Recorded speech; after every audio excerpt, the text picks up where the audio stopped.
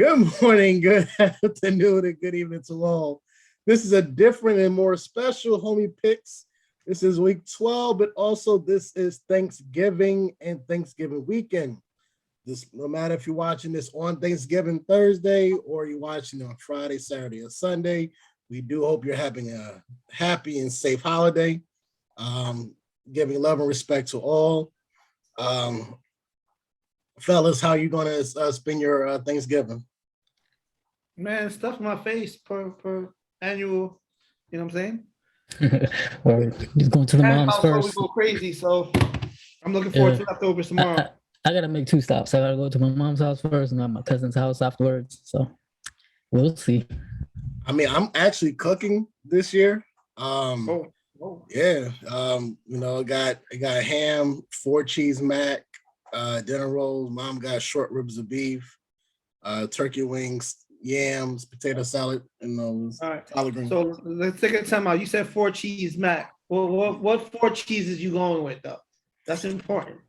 Asiago, provolone, cheddar, and I haven't made a decision on the 4th one yet.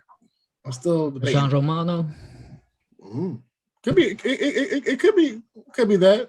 Could be mozzarella. I don't know. Choosing.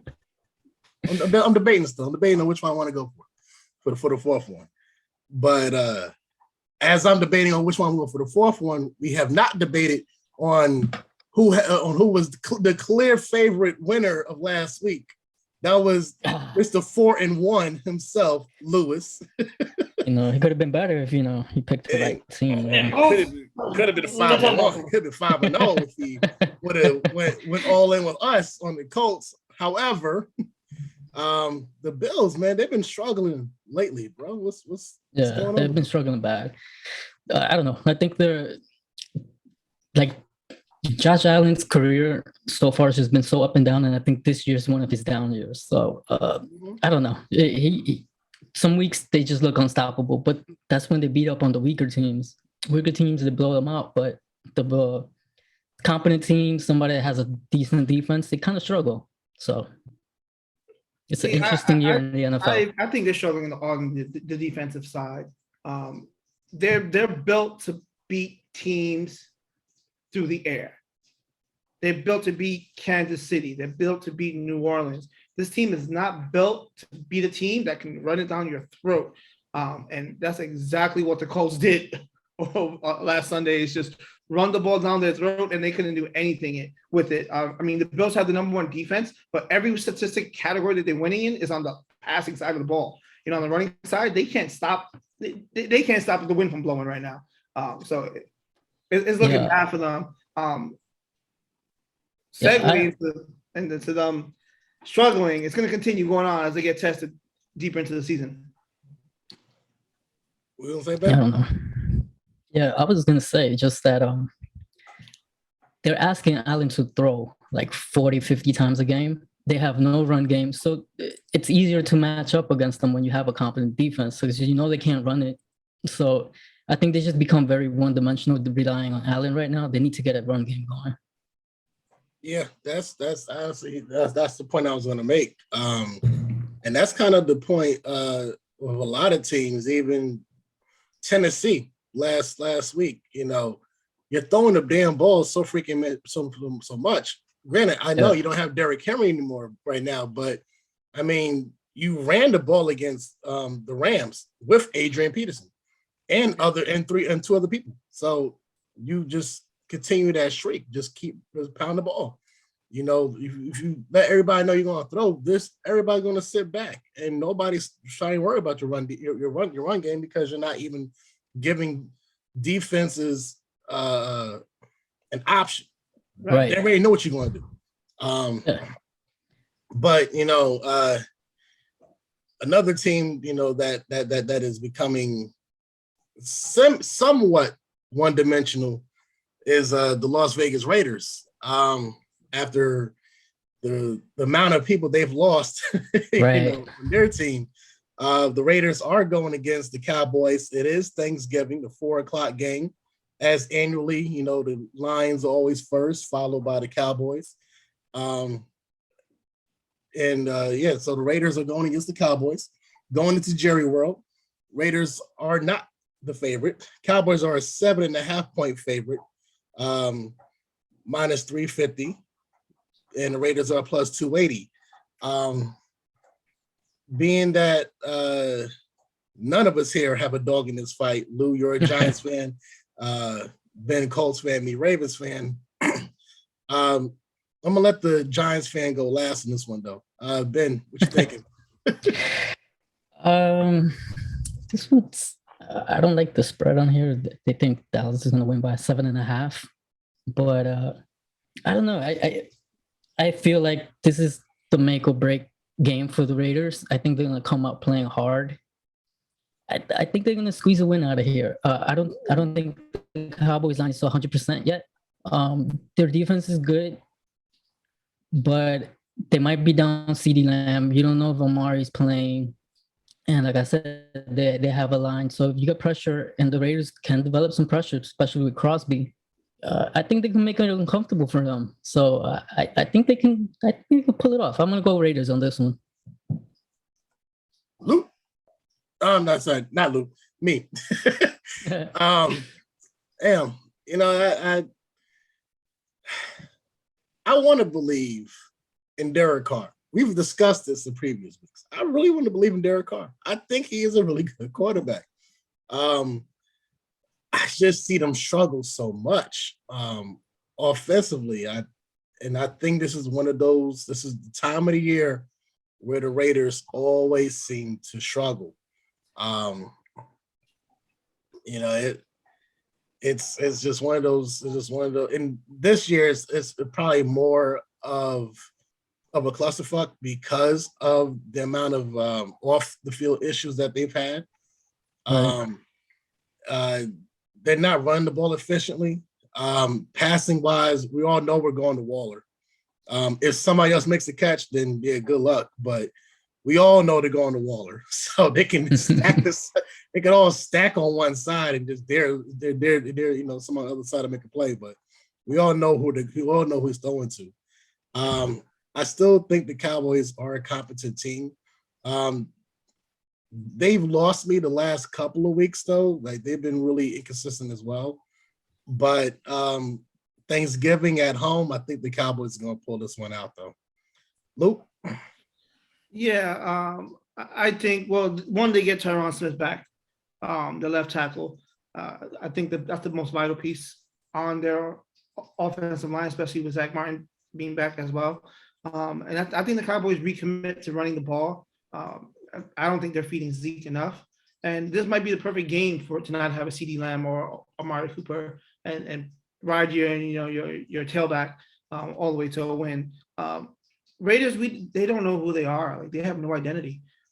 Like you said, they can't run the ball. Everyone knows they're going to Darren Waller, so I think they're going to shot him over the top with Diggs. And I see Dallas winning this. I see Diggs coming out of here with 2 interceptions. Damn, one, but not 2. Damn, you know, it's funny. I actually predicted this man to have 2 interceptions against KC, and I was lost. But so you know, but you know what? Lou lately has been on a hot streak. So you know what? All because Diggs ain't hear me, he might hear Lou. So yeah. Moving on to the next one.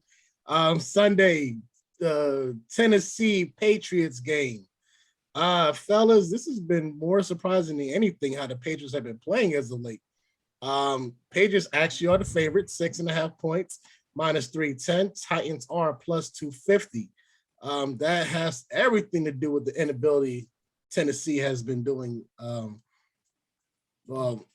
after the Rams game, which is pretty sad. Well, not sad for Ben because you know. I love it. I need more of that. So you know, I'm actually going to let since that is the division rival for the Colts over there, I'm actually going to go first, followed by Lou. Man, I can't say. I think, well, first and foremost, I got to give a shout out to who I think is going to be the rookie of the year, Mac Jones, because this has just been. You know, it's funny. The first couple of games, I'm like, yeah, you know, Belichick really misses Brady, right? Damn, the defense has stepped up. Shout out to Matt Judon, former Raven. He's been stepping up. He's been playing lights out, doing what he does best. Mac Jones has been managing, and not even just managing, he's been making throws, and some pretty damn good throws too. The receivers on that team, you really don't know too much about, and he's making everything look just seamless. Hunter Henry, you know, we all know who Hunter Henry is, and so forth. But you know, it's like this rookie quarterback is looking kind of veteranish, and it's kind of scary to see that right now. You know, we don't know what year 2 is going to look like, but as a year 1, he's making a pretty damn good impression. Titans have been struggling mightily lately. Defensively, they've been doing okay for the most part, but you know, if they can play back to how they played against the Rams, they may hold Mac to like maybe 19 points, but I don't know.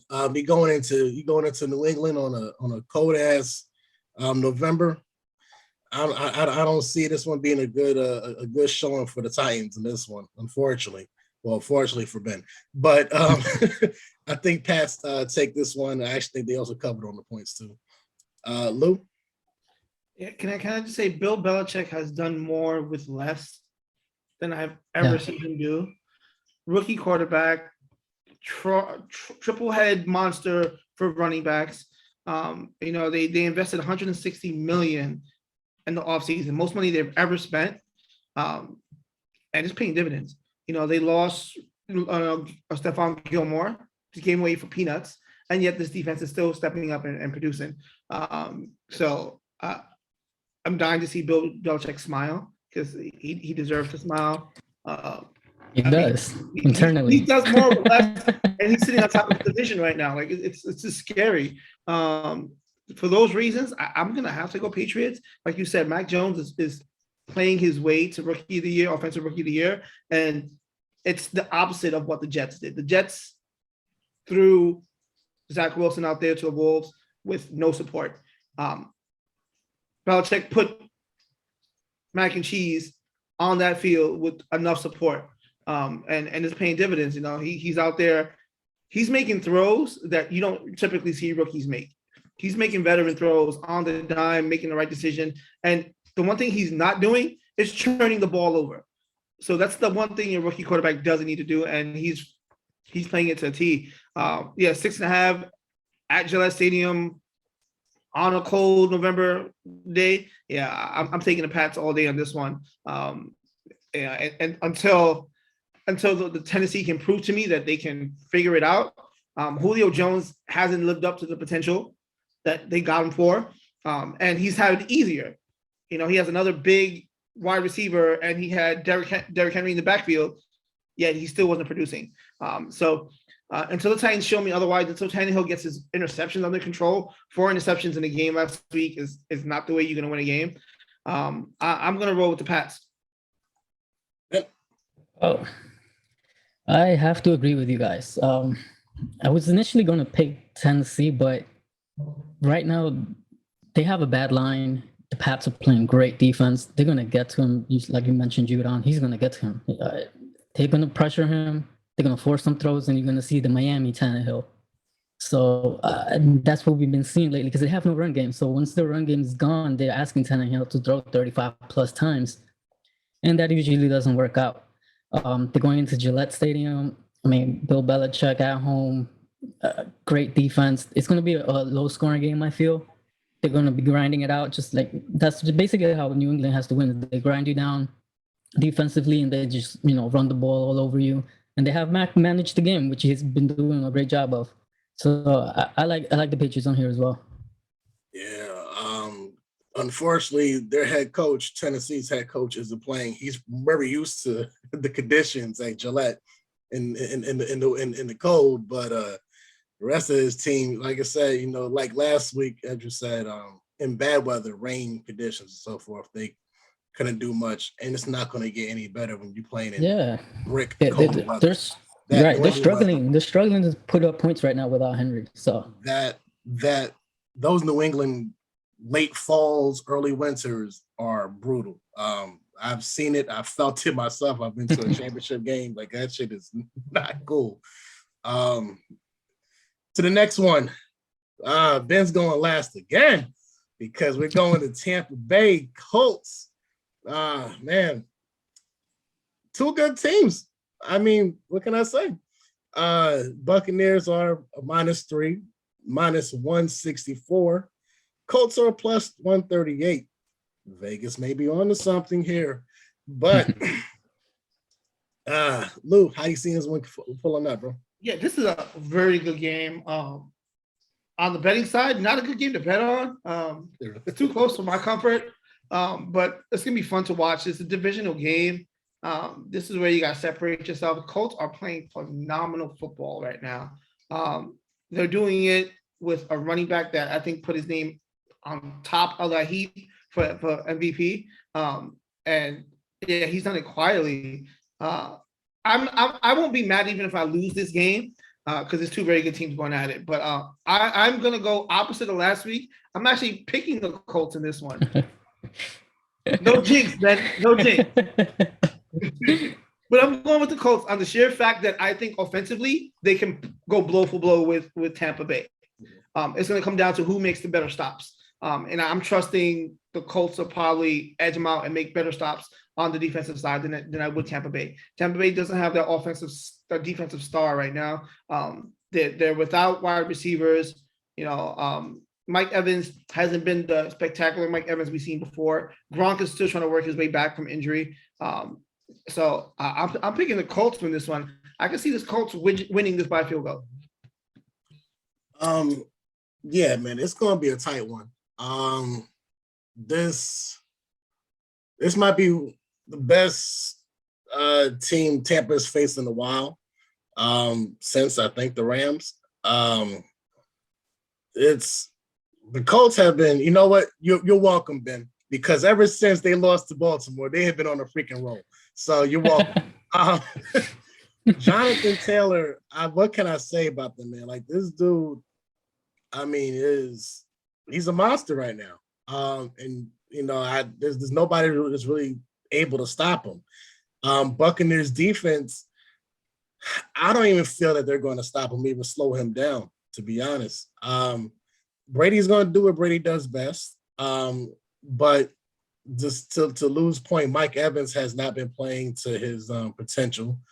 Actually, early in that Buccaneers-Giants game, and I think at some point the NFL needs to change that rule to interceptions to not just be on quarterbacks, but also on wide receivers or somebody else, because that interception that Brady threw was really on Mike Evans. The dude bobbled it, and it was just, it was open for grabs at that point. That's not the Mike Evans that they need to have. But going into Lucas Oil Stadium, it is more of a covered. It is a covered stadium for the most part. I think in those fair conditions, Brady kind of does light up, and Brady is leading or one of the leaders in touchdowns this year. I don't think the Colts as great defensively they've been playing. I just don't feel that they are going to slow down Brady's role this year, even at the ripe age of 45. But Ben, how do you see it, man? I was saying Buccaneers, by the way. Buccaneers is my choice. Buccaneers is your choice. Yeah. Well, I'm gonna have to say that Lou is the smart man this week. I'm also going with the Colts. I like the matchup here, just because our defense is starting to pick up. We're starting to generate a pass rush the last couple of 2 weeks. So we've been getting to the quarterbacks. Brady does struggle with teams that play good defense. They lost to Washington. If you can lose to Washington and Taylor Heineke, you can lose to Carson Wentz. Like I said, I just like how the defense is playing. You turn the ball over a lot, so we get the ball back. And yeah, Jonathan Taylor, he's a beast, like you guys said it. He's by far just killing it this year. He has more yards with less attempts than Derrick Henry had. So it's just ridiculous amount. And we barely used him until the last 3 games. So it's just if we can continue that, keep running the ball, I think the Buccaneers still have some injuries in the secondary, so I think we can exploit that as well. So I like our chances. I think we can pull this one off as well. So I'm going with the Colts. And not to mention, the Colts have two other running backs that have barely played. Like Yeah. Marlon Mack has barely touched the field this year. Yeah, He was a unfortunately for beast him. last year. Yeah. No, well, yeah. To the prior year, he was like 1,000-yard rusher, but Yeah. then we got Jonathan Taylor, Naheem Hines. We haven't had to use him the last game. He's mostly like a catch pass back. Option, yeah. So But that's back. yeah, I don't know, and we didn't even use our receivers really last week. So I still feel like Pittman's been developing great. He's really becoming a number one receiver. I just don't, the secondary for the Buccaneers, I just don't see them really stopping them. Yeah, it's gonna be a good one. I think that may be the best matchup of the week. The way both teams have been playing. Both teams coming up with good wins the week previously to that. Going on to our fourth one, we got a sad little team going on out in the West Coast who also has a rookie quarterback, but actually has a veteran, unlike the Jets. Well, now they have Flacco, but we have the San Francisco 49ers hosting the Minnesota Vikings. We're going to get into Everson Griffin later on, but the Niners are the favorite, 3-point favorite, minus 176. Vikings are plus 148. I'm going to lead this one off. Dalvin Cook, Adam Thielen, but Kirk freaking Cousins. This was my issue last week, and I should have. And it's funny when I was watching that game, Vikings and Packers. Like, I was like, wow, Kirk Cousins really making me shut the fuck up, huh? Told you. Aaron Rodgers is coming back, and then went to overtime. You know what? But Justin Jefferson is a game changer. More than anything in the world, he's a game changer. And I think, those three alone are kind of going to change the tide for that game, for this game coming up. The Vikings are like, they're playing like both teams need this game because both teams are trying to be in the wild card. This actually may come down to who may have the wild card, Right. that last slot. And unfortunately for our 2021 president, I'm actually leaning towards Kirk Cousins this week. He convinced you. And here's the reason why. I do not believe in Jimmy Garoppolo at all. I think Garoppolo manages but doesn't manage the game too well. The Niners defense this year, sadly, is not what it used to be. They're one of the worst teams when it comes to turnovers. And I just think the Vikings defense and the Vikings offense, it just surpasses the Niners, at least this year and coming into this week. So I got to go Vikings to this one. Ben, what you thinking, man? See, I'm going the opposite with you here. I can't trust Kirk Cousins for back-to-back games. So, but on a serious note, no, I like San Francisco here. I think their defense is playing much better. Actually, they gotten some injured players back, and then offensively, Kittle is back. Playing a little bit better from that calf injury. I know nobody likes Garoppolo, but he does enough. I think he's not really the problem, and Debo is playing really well right now. So I think they can put up enough points to win. It's going to be a defensive match, I feel. But just because of that, I'll give the edge to the 49ers. I think they can pull this one off. They really need the win. And if they get this win, they're still alive in the wild card. If they happen to lose that, their season is over. So I really feel like they have more to lose in this one. So I like San Francisco. So I'm debating about this game, and this game kills me. But I'm gonna go with Minnesota on this. I think the the whole San Francisco has to climb out to get to the playoff. It's much more difficult than it is for Minnesota. Um, the Niners still have to play the Rams, the Seahawks, the Cardinals. That's going to be tough to overcome. I think this is a make or break game for them, but Minnesota's doing everything right now, running the ball and then getting it to Jefferson, who is playing out of his goddamn mind right now. Kid had 9 catches, 100 plus yards, 2 touchdowns last week against Green Bay that has an okay defense, especially on the secondary side. So I think the Vikings make a statement, and my cat is in the way. They make a statement and they come out shooting, and I don't see this being a low scoring game. I think this is going to be one of the higher scoring games of the week. But I'm rolling with the Vikings on this. Well, I think Shanahan. To me, I think Shanahan is the problem. I think his coaching this year has not been that spectacular. And I also think the loss of Salah.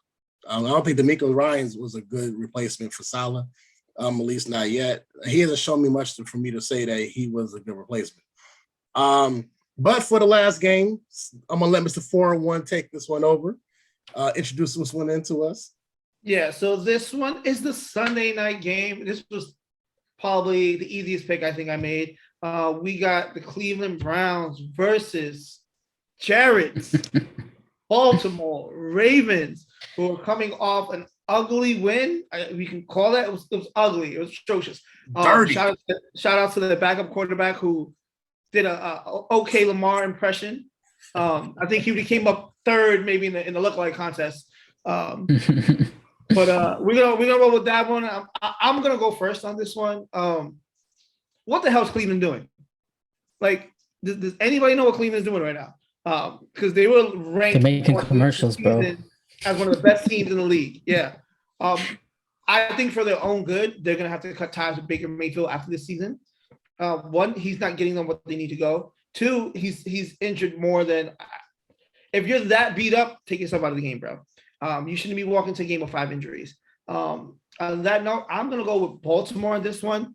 I think after that ugly win, Lamar Jackson bounced back. This is a divisional game. This is prime time. I think this is when he shows up the most. I think the last time I said that, he showed up and he blew a team out on Sunday night. Had one of his best games of his career. So I'm looking for a repeat performance from him. And I think they run the crap out of this ball and they make this game easy. Probably pretty much ending it in the first half. Okay. Over to you, Ben. Yeah, I'm with you picking the Ravens. Yeah, Baker's just too hurt right now. He shouldn't have played. I mean, you don't get credit for playing hurt. I mean, so he should just sit down. I feel like they should sit him down for this game, actually, but I don't know what's going to happen there. Is Lamar back from his sickness? So, yeah, so I like Baltimore. I think they're going to control it. They're going to defensively, they're going to control the game. They're going to run the ball. I think Cleveland right now, they're struggling because of Baker. They got to get him healthy. I say sit him down. Next week is the bye week, and then when you go back into Cleveland, you play Baltimore again. Lucky for them. And I think maybe they can win that game and split it. But this week's game, I don't think they have a shot. I like Baltimore. Let's see, man. Baltimore. That was an ugly ass. That was dirty. Ooh, that was a dirty win. But hell, I mean, you have to win these dirty games. You know, we blew it. We blew the game against Miami. So this was a game without Lamar. And you see how much Lamar is a factor. Tyler Huntley, shout out to him. He led us he led us down the field. Hey, he won. That's all we asked him to do is just win the damn game. Baltimore's a 3.5-point favorite. Cleveland is a plus 160. But yeah, I gotta go with my boys. Lamar's back. I was hoping in Chicago he was gonna have a flu game. That wasn't the case. But he's back. And I believe somebody quoted, I believe it was Belichick, and he said, the season begins at a Thanksgiving. And this is where we start, this is where we have to start making an imprint, not just to the rest of the division, but to the rest of the conference. We have to win these games, whether it's, ugly or pretty, because come playoff time, everybody's going for your neck. And you have to learn how to fight through these moments. I'm kind of happy that we fought through that win last week. Against it's a poor Chicago team, but the weather and their defense could be okay at times. Offensively, not so much. And that was with two different quarterbacks, Fields and Dalton. So you're really not preparing for both, and we still had to find a way to win this one. Almost blew it late, but came back and did it. But yeah, Lamar and company, Mark Andrews, I think he's going to run wild on them. I don't think Cleveland's really found their niche after, and even though they didn't have Odell for a while, I still don't think they really found their niche after he left. There was a I don't think she made the post. I think I heard that she reposted it. It was from Baker's wife, Emily. Basically, somebody was like, if y'all gonna put these losses on Baker Mayfield, y'all need to stop. He's doing what he need to do. Y'all need to man up. Some other bullshit like that. Yeah, like, I think I know what you're talking about. It's like, yo, seriously, like you said, Ben, he need to take a seat sometime. He needs to take a seat. And I get why he's doing it though. Like he wants to get that contract, and Keith Kingdom is looking just as well as him. So that's why he's pushing himself to be out there. But you know what? You got to get healthy, boy. You just cost yourself money because he's not getting that big contract now. Yeah, you're just going to cost yourself in the end. So yeah, I'm also riding with Baltimore on this one. Hopefully, I'm 5-0, but also I think I'm gonna be taking my bye week next week as well. Ravens do have a tough week next week against another division rival, back-to-back rivals. But I'm interested in that week 14 or week 15 game against the Packers. That's coming up soon.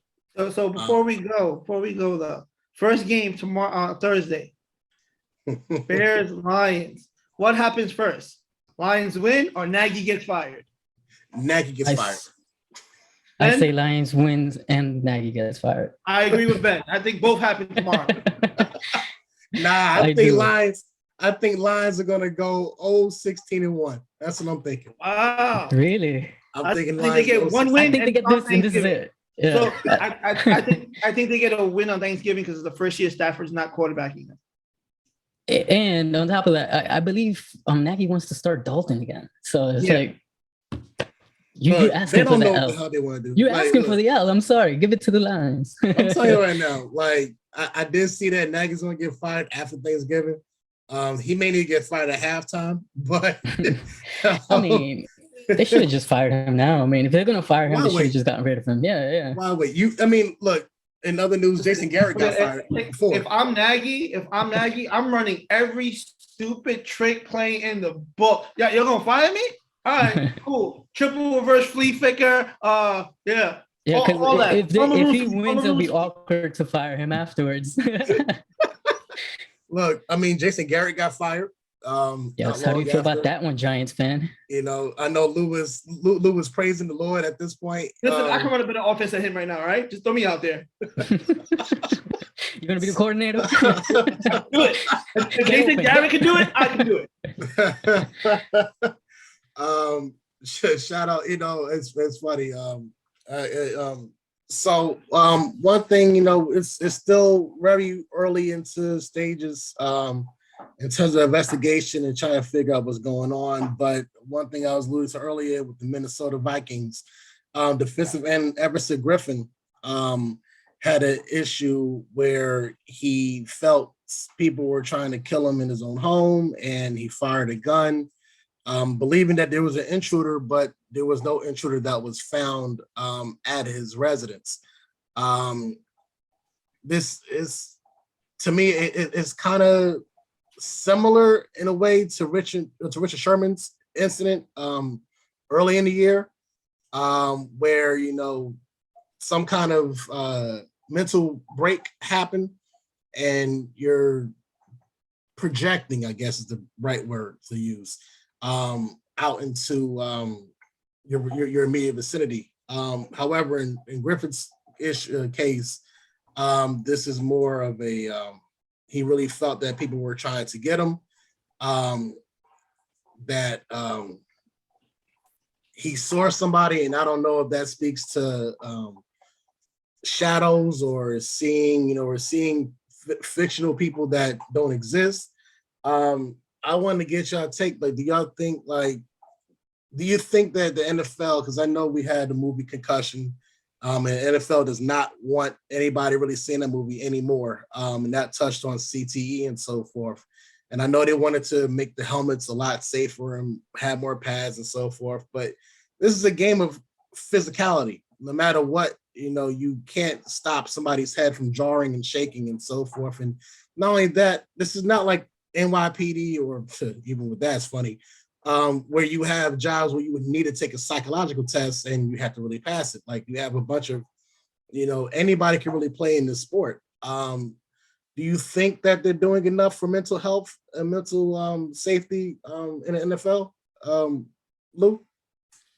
Well, I mean, I don't think there's enough being done because, you know, the NFL promotes Breast Cancer Awareness Month. November is National Men's Mental Health Month.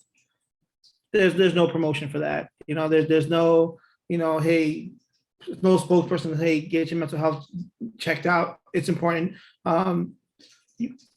especially from a man's point of view, from a sport like football. I think they need to be the perfect catalyst to run with the mental health awareness. We've seen it with Junior Seau, who took his own life. And the day before he took his life, he was at a charity event, all smiles. No one knew he was struggling with it. I think as men, we've grown up. I grew up in a time where you don't cry, you don't express your feelings, you man up, you push through it. But that's not the world we live in anymore. So I think it's hella important for any man to get the mental health assistance that he needs, and to know that talking about it's not wrong. It's nothing to be frowned upon. It's okay to cry. You know, it's okay to be emotional. I don't think there's enough men that experience that. You know, sadly, a lot of men come from broken homes where there's mostly women. There's not enough male figures to show them that. It's on us as the generation who lived through that to teach our kids, to teach our sons, like, yeah, it's okay to cry. It's okay to be emotional. So yeah, I think the NFL can do a lot more with mental health, especially from the man's point of view. And I think that'd be the perfect vehicle to run with it, because it's such a brutal sport. It's such a hard hitting sport that to add just that soft care to it, like, hey, you know, we can be men, but it's also good to be checked out and take care of your mental health. And there's nothing wrong with it. Ben, you want to run with that? Yeah, I agree with what Lou said there. You know, the NFL has a good platform for this, to bring light to this and bring some more awareness to mental health, because NFL, big, strong, macho men, right? You know, we grew up with that. So, you know, like Lou mentioned, you know, you suck it up, don't cry. Men don't show their emotions, which, you know, was wrong. You know, a lot of people bottle stuff up, and, you know, it breaks down on you. Eventually, it weighs down on you. So a lot of men just have that stigma of talking to somebody else. They feel like it makes them less. So I totally agree with you. I feel like NFL really should try and step up. I know some teams do here and there, and they promote some of the stuff, but the NFL should do something like on a whole, just kind of like they do for the other stuff. Maybe, you know, change the colors or something, whatever they do, you know, just to bring that awareness, because it's very important. And yeah, I mean, I'm fortunate that this new generation, I feel like they're more open to that. Like, I talk to my son, he's more open to those kinds of ideas. But, you know, when we were growing up, it was just, and people even further back, it's just like so taboo. Like, no, you don't talk to somebody else for help. So I really hope this guy gets help. I mean, that's a scary situation. I mean, a little bit different than Sherman's, because I believe Sherman was intoxicated at the time when his event happened.